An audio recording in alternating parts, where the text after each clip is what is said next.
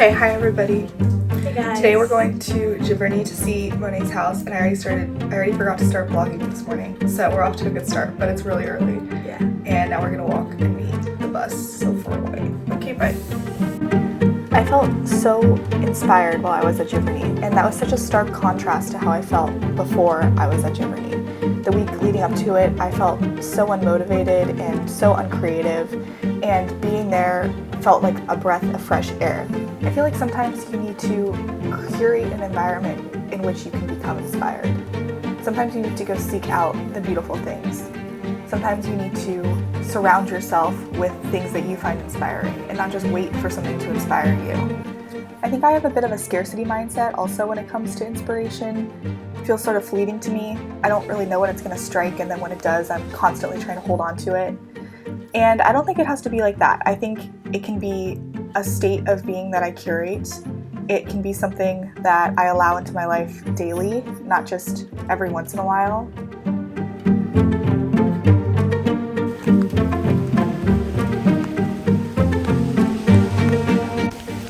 Right now we're at Giverny in the gardens, exploring the gardens, and then we're seeing like everywhere where he painted all of his paintings. It's really pretty. It actually looks just like the water lily paintings in the orangery, so I really like it. And later we're going to go to the Impressionist Museum, so stay tuned.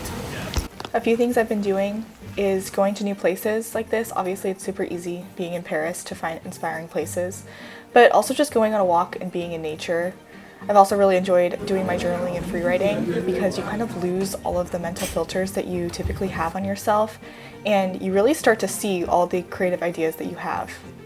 As I was walking through Monet's house, I could see how this was really a place that he curated to harness his creativity, to inspire himself.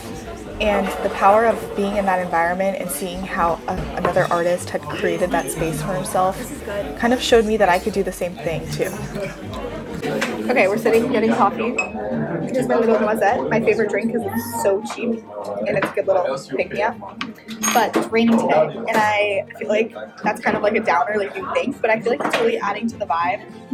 We walked through Monet's house, and I got a couple things here. Let me show you what I bought. I bought this notebook. So I think this is going to be my next morning pages notebook right here. And then I bought these postcards for my room, I think. Because I like to collect them and put them on my wall. I guess what I'm trying to say is I think as humans we're wired to be creative, and the way that we live our lives now, it seems like we're stomping it out of ourselves. So I invite you, and I'm inviting myself, to create more space for that creativity, to create more space to be inspired. And I think that overall this will help, I don't know, it'll help us get out of our heads a little bit more. I find the most peace and the most happiness when I'm in a creative state. So I've been trying to curate that more and more in my life. Anyway, I hope you found this interesting, and I hope you enjoyed watching my day in Giverny. And I cannot wait to create something new for all of you again. I say as I have 3 subscribers on this YouTube channel. Anyway, bye!